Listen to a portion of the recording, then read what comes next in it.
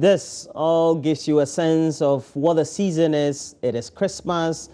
We're going to have a follow-up of New Year festivities, and we just trying to whet your appetite or prep you up for the whole period. And Christmas is just this very Sunday. So please, if you know that you haven't gone out to do a lot more of the shopping, please try. That is, if you also want to be part of the traffic situation we're experiencing in the city. But several kilometers away in Ewutu, Senya West, is a man who contested that very seat and won as the MP-elect. But we all know him. There's always a refrain about how he's done well in industry, in the various sectoral areas that he's worked in, but also decided to enter politics because he wanted to put things right for his constituents and not only make a name for himself, but also prove that you can do all the things in life and also care for people as much as you can.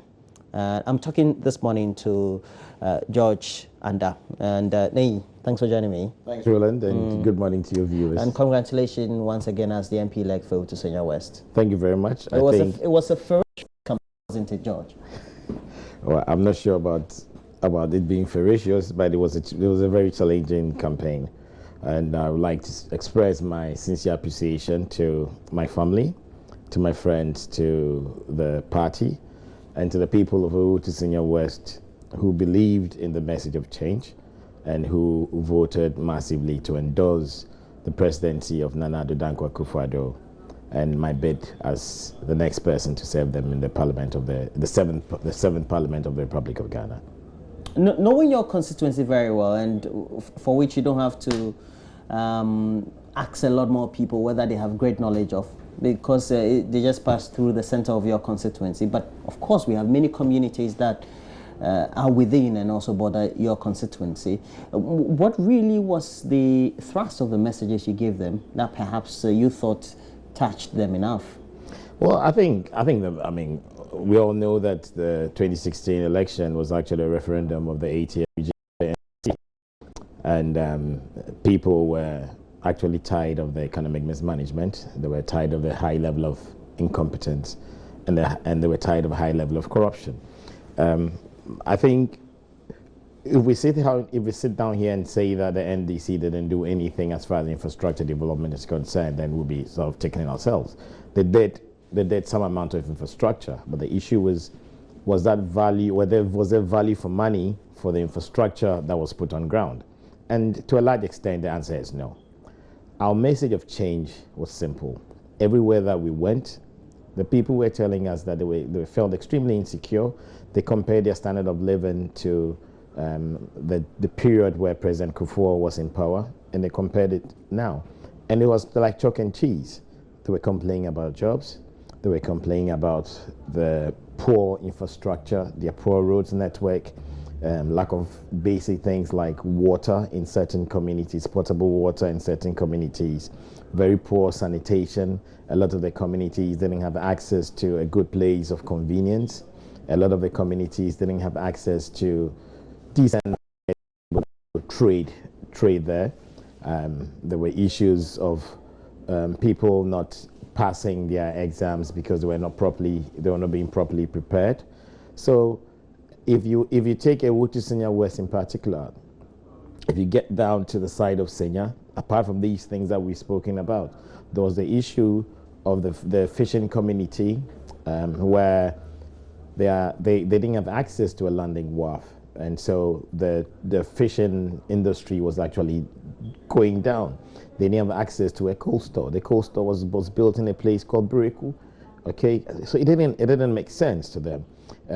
If you went up to the Bodrasi area, which is a strong farming community, they were complaining about access to proper chemicals, improved crops, and of course the services of the extension officers. So our message was simple. You compare your standard of living during the period of the MPP when President Kufuor was the leader, and you look at the standard of living now, and you vote with your head. We knew that the other side was going to take money. They were going to be focused on last-minute projects. We were like, listen, they bring the money, take the money, but vote with your head, vote with your heart think about the future of the next generation, the future of those young guys and ladies that are out there in the community. And I think these messages touch them. If you add on to the consistent policy statements that Nana Addo Dankwa was talking about, the introduction of free SHS, I mean, it's something that was a bomb because a lot of people couldn't pay their children's school fees. They couldn't pay for medical facilities. So when we talked about the restoration of the National Health Insurance Scheme and making sure that free maternal health care was something that was brought back, it's something that connected to them, it's something that they bought into. One district, one factory, which is in your West. They are under President Kufuor, Alain Tremanting established their Yensu starch factory there. At that time, the outgrowers were giving facilities to improve their farming activities, getting value from the roots of the cassava. They were getting value from the stems of the cassava. So they have experienced it, and their economic power is sort of increased. They became empowered economically during that period. And so when we talked about one district, one factory, we talked about one constituency, $1 million every year for localized, prioritized infrastructure. Automatically, they could start seeing that their roads could start working. Okay, they could start seeing that their clinics could be improved. They could start seeing that their markets could be improved. They could start seeing that their connecting bridges could be fixed. And so these were real life issues that they could easily connect to. And of course, you cannot discount the God factor. We had always said that the battle is the Lord's. And we believe that the Lord himself was fighting this battle for us. And there are a number of things. I mean, I'd said 3 things were going to define my leadership: hard work, honesty, and humility. And I think these are the messages that the electorate bought into. And we have a commitment to make sure that we deliver on the expectations. The expectations are extremely high, but we will deliver on the expectations. And I remember in October 2014, you as a member of Occupy Ghana and all the actions and advocacy you undertook because you felt we had problems of corruption and the lack of proper management of the economy, etc., were at the bane of perhaps the economy not doing well and ultimately the country also not doing well. And that also included your citizens in your constituency. Now, for all the campaigns in the communities that you've been to, in your first year, what do you think will be the most identifiable of projects that you could have relocated or improved upon in your constituency? Well, you see, I think that the main issue is what happens at the national level. Because if you don't fix the issue at the national level, whatever you do at the local or the constituency level is going to be like having a saw and then just putting junction valve. Or a drop in a teacup. Exactly. Okay. Okay. So the issue is at the national level, and it trickles down to the constituencies. The national level, the most important thing, the first thing that needs to be tackled, is to fix the economy. Okay. The economy is not in a good state. Alhaji Dr. Baumia has said this severally. The NDC said he was lying, but we all know what the current situation is. The economy is not in a good state, and the most important thing is for us to get the right people to help Nana Addo and Alhaji Dr. Baumia to fix the economy, which obviously is being done. And I personally think that the next thing is to establish the Office of the Special Prosecutor, because we should all realize that getting into politics is an opportunity to serve. Getting into politics should be seen as a vocation and not as a career for you to make money. It's for you to serve and to improve the livelihood of the people. It's to serve and to make sure that Ghana becomes a better place for those that you're working with and those that you're going to leave behind. And I think that for me, that is the most important thing. So you have fixing the economy, you have addressing or making sure that the Office of the Special Prosecutor is properly established, okay, and then all the other policy statements that we've spoken about, making sure that we're able to establish the one district, one factory concept, we're able to reduce corporate taxes so that production, the economy becomes more production driven rather than tax driven, making sure that for the farming communities that we've identified, every farming community or every farming village gets its dam to improve local production of agriculture, which is actually the heartbeat or the bed of the economy. Okay, you look at infrastructure, making sure that there's value for money for the infrastructure projects that we are looking at. And I think another thing is that Ghanaians ourselves must change our attitude towards how we believe in ourselves and how we are passionate about Ghana. We need to be a bit more responsible ourselves. We need to be a bit more discerning. I think the National Commission for Civic Education has a lot of work to do.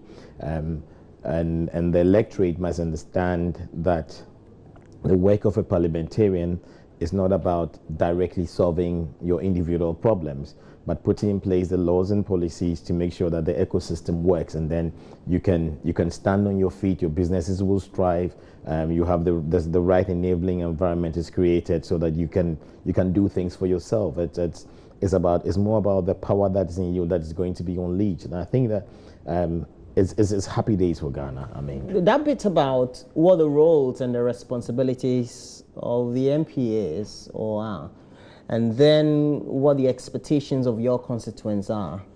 Did you tell them when you were campaigning? Yeah, of course we did. I mean, if you look at how we ran our campaign in the Wood to Senior West, whatever projects that we did were community-based projects. So we did medical outreach for the community. We did football galas to unearth talent for within the community. We did the same thing in the field of music. We did bridges. We constructed some boreholes. We did things that would benefit the community and not putting money into the pocket of one individual person. And I think that was a different thing that the people started to appreciate, because then it was like, if we provide potable water for a community, they all benefit. It's better than identifying one person and putting money inside that person's pocket. And I guess that style that we took, that approach that we took, was something that connected well with the people. Well, so we decided also to go to another constituency. We're in Shai Osudoku right now, and Derek Akosam is also bringing to us a feedback from some of the constituents, what they think about their newly elected MP, but also what their expectations will be for the next 4 years. And Derek Akosam will take us through. We'll come back to the studio. We'll continue with our conversation with George Anda.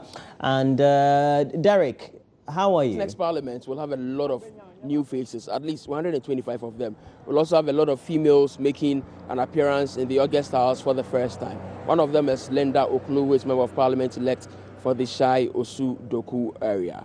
As a first-timer, people expected a lot of things from her. And so I want to speak to her constituents. I'm here at the Yesutrare Junction. It's one of the areas that make up a constituency. I want to speak to people here and ask them what do they expect from their new MP. Good morning, you're on Joy News. Thank you. Good morning. I hope you are fine. Yeah. What's your name? My name is Mr. Janel Ajisuo. Great. And you are a member of this constituency? Yes, sir. So you have a new MP, it's a female. Were you expecting the lady to win? Yes, sir. Yes, sir. How come? Oh, because it's our first time to have a female candidate. And we know because she is a woman, she will be doing better than the man who passed, who gone for the other times. Okay, so it means that you expect a lot of things from her. Tell me, what are some of the things you want her to do? Really, our communities don't have access to toilet facilities, others also potable water, a lot of things, extension of electricity. Okay, so let's take them one by one. Let's talk about the access to toilet facilities. Why do you think it's the MP's job to get you a toilet facility? You have a home. I think it's prudent that you get your own toilet facility. Really, but also it demands assistance, sometimes from the assembly, and also not only those in our houses, but the public ones. We don't have them at a lot of places. So we know through her she can organize so that we have them. So that's why we expect it from her. Okay, so when she gets you the toilet facilities, you'd also want her to get you potable water. I know that, for example, in Yesutrare, it is very difficult to get good drinking water. Yes, and it has been the case over the years. So yes, why do you wait till this woman comes in before you want to table this motion before her? Oh, for a long time we have been telling the MPs, but they are not doing it for us. So this time around, because we know if it's a mother, she take care of the house. She didn't do for somebody or give the food to other children and leave some behind. So we know that as she is a woman, she will take care of all those things. That is why we are assuring that as she come now, she'll do all for us. Okay, so I'll come back to you, but let me speak to this young man as well. You also in this constituency, you have a lot of things you expect the MP to do for you, right? Yeah. Okay, Yeah. so run me through some of them. We are lack of so many things in our community. One, something like our roads, and secondly, too, we need. About the roads first, because I have used this road before 4 years ago. I've come back this time around, and it's still the same. And it's a terrible thing if you are traveling on this road, especially if you don't have a good car to use. Yeah, that is the most worst things. We need the roads to be constructed. Our roads and things are very bad. It's less. The villagers. The villagers cannot come to town. They cannot come to town. The food and things are remaining in the village. So we need the MP to come and help us with our road. What are some of the crops you produce from here? Mostly we have rice farm, okras and peppers and other things. We produce corns too. With so many things here. Because here the land is good for farming, so we produce so many things in our community. So aside the roads, what are the other problems you want her to help you solve? So many. So We want our car stations here, especially at our village, Australia Junction. We don't have car station, and we need SS2 as a secondary school for our village here. So we have a lot. Okay, so another person here, he made mention of the fact that you don't have schools, and so how do you educate your children? Oh, wanga school boom le say school e ya no papako. Ne wa problem ne nga go peji wa hia market nga mami, wa be market nga mami, wa be station papa nga mami ne chuka wa nga station nga wa be station nga mami, wa be public toilet nga mami. Like come ya toilet ma ya bush. Kenu bo ba yola ma ya toilet, le bush ne ma ya toilet nge. Wa ne no kunu wa nga wosi wa be no kulaji wa be no ko ne. Wa munyo oji no ne. At this point, I think I need the help of a translator. Can you please translate what he said into English for me? Yes, sir. Thank you. He is saying that our market, we don't have any market. And as I said earlier on, our public toilet at the main junction here, if you want to go to your private, unless you enter into the bush, and it is very dangerous. Now that the place is developing, we need it very urgently. And he's talking about our taxi station. We don't have a better place for it. We want her to assist us. That's only what he said. Okay, so now aside now you're speaking about markets, roads, potable water, and other things. But you are a young man. You are not concerned about jobs? Yeah, I'm concerned about jobs. Nice. We want something like factories. Factories. What type of factories? Something rice factory. Rice factory. And normally we produce mangoes here. So we need something like mango factory too. A whole lot. You want to convert the raw material into fruit juice? I guess. At our community. That is what we want here. Our community want to convert the raw material into fruit juice and things, so that the community to go on. The community is not going on. Why do you say the community is not going on? What are some of the things that are hindering your progress? Because we are lack of roads, and electricity in some of our villages. We are lack of so many things here. So we need those things to come. Okay, so. And Derek Akosam is continuing his solicitation of views, if not seeking a lot more views from the constituents of Shai Osudoku. And I know that community very, very well. And Derek is doing a very good job there. We'll leave him, but we'll come back to the studio. Well, we have another MP there also from another constituency, Utu Senya West MP-elect is George Anda, a self-made man. That's how the media we decide to describe him. And that's what he is. Let me make a point of correction. I am what I am because certain individuals invested in my development, because certain people believed in me, and because the teams that I've worked with gave me an opportunity to lead. So it's not about me. It's about the people that have made me who I am. I could mention people like Nokodia, people like Frank Damali, people like Geddy Lai, Uncle White, I mean, the list could go on and on and on.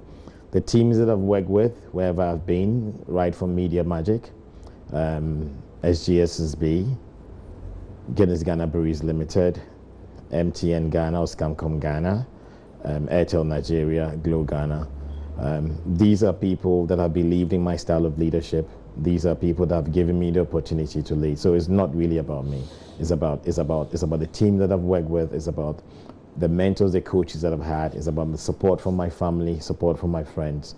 And of course, I think it's time to give back to Ghana what Ghana really deserves in terms of And that's why leadership. your constituents need you. Now, for the next year, we know that the focus of the Akufo-Addo-led government will be about how to prop the economy and make sure that our fundamentals or the indicators are right. How daunting a task do you think that is, speaking on the national issues? Well, I mean, if the task wasn't daunting, if the task was easy, I'm sure that my 13-year-old son, TJ, will be the one that will be sitting here and you talking to him. We know the task is extremely daunting. We know that the economy has really been messed up. But if you take NPP, in 2000, we inherited a similar situation. President Kufuor put together a powerful team that was able to fix the economy and then turn the economy around. And I have no doubt that Nana Addo Dankwa Akufo-Addo is going to replicate and even picking up the learnings where there were challenges, ultimately better what the NPP did between 2000 and 2000.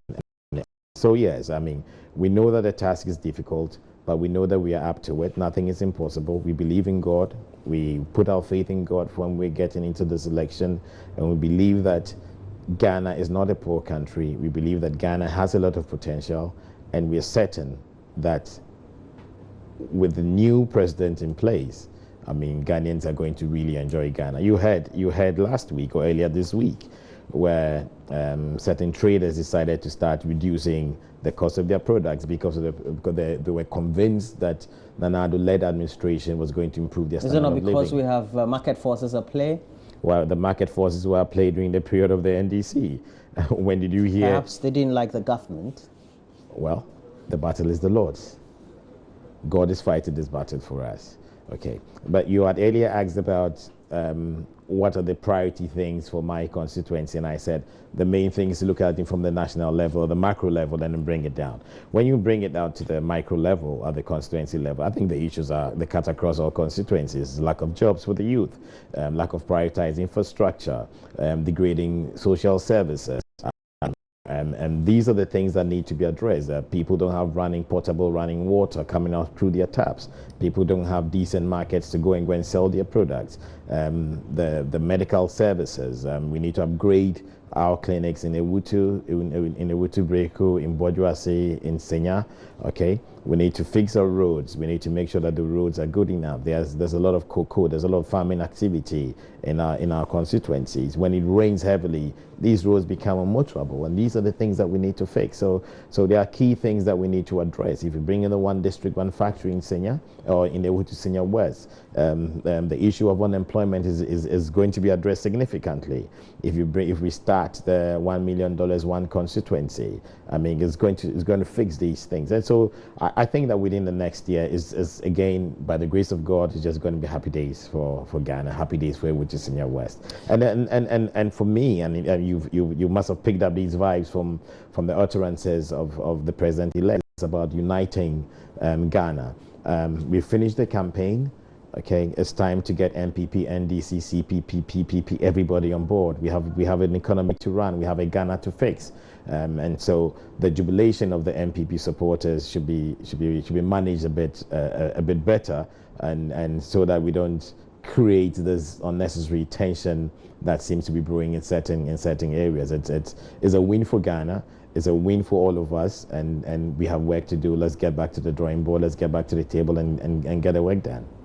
As far as we're concerned, there were some criticisms or perhaps some other views from the other side of civil society that for all the political parties and once that the NPP has won, all the things and the intentions as in the policy directions are very much swelled towards more social interventionist approaches, that also kind of swells expenditure in certain areas if you look at for budgetary terms. But if you look at the amount of money that is being wasted in this economy, if you plug those holes, you can get money. Okay, Ghana is not a poor country. President Kufuor ran this administration without revenue from oil. Okay, we are getting significant revenue from oil, and we seem to be worse off. We seem to be borrowing so much money. Okay, and a significant portion of the money that we are generating internally is being used to finance the loans that we've borrowed, and these loans are not delivering value for money projects. So it's a cycle. Okay, that doesn't quite work as far as the MPP ideology is concerned. And these are the things that Alhaji Dr. Mahmoud Bawumia was talking about. You're borrowing, and you are borrowing to pay interest on the loans that you've borrowed, or to service the loans that you've borrowed. That doesn't make sense.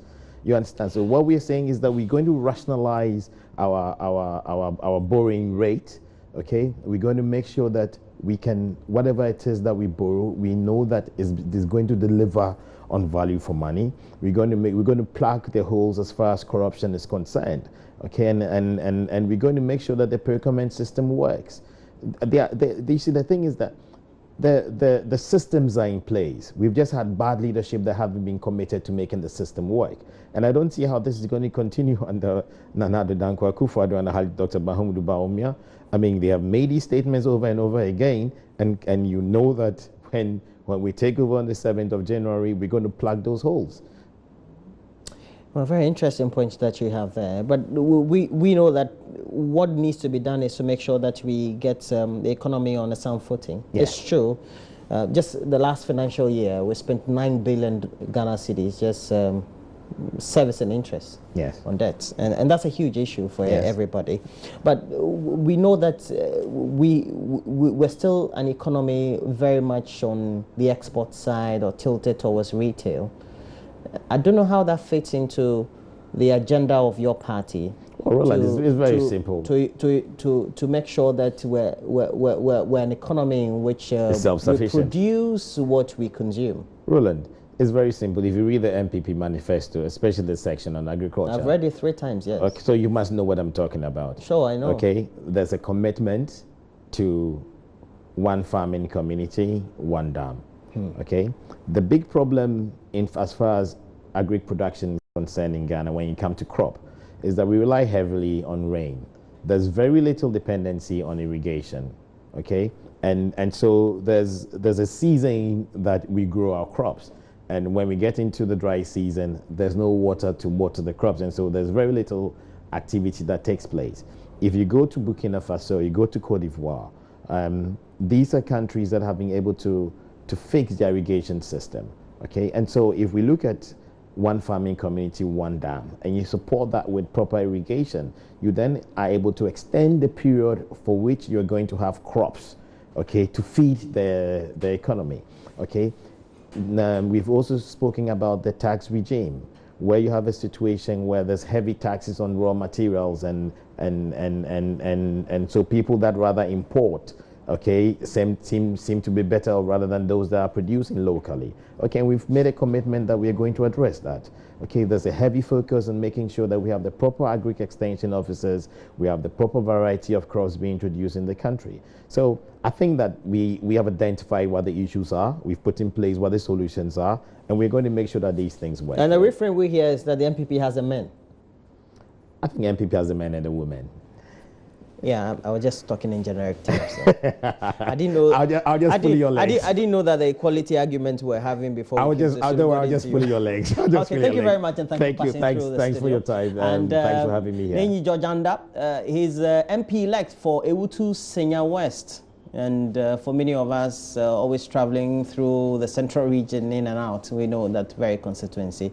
And I hope that you keep the argument and the debate also ongoing on your various interactive platforms. You can reach us on Facebook. We always stream there when we begin broadcasting this very program. Please look out for the page, Join Us on TV. We've linked that very page to our Twitter handle at Join Us on TV. And I have my personal handle, Ro Walker Ghana. You can follow him as well. Is it Nenyi Nisi? Nenyi_Su. Okay, Su. Okay. So he's on Facebook, he's on Twitter as well. So you can also follow him. But we're taking a break. Just 5 seconds. Okay. Just to express my condolences to the family of the Central Regional Treasurer for the MPP. He passed away 2 days ago. We pray for strength for his family and his friends, and we pray for the repose of his soul. I also like to take this opportunity to say a big thank you to everybody that supported us, everybody that believed in a message of change.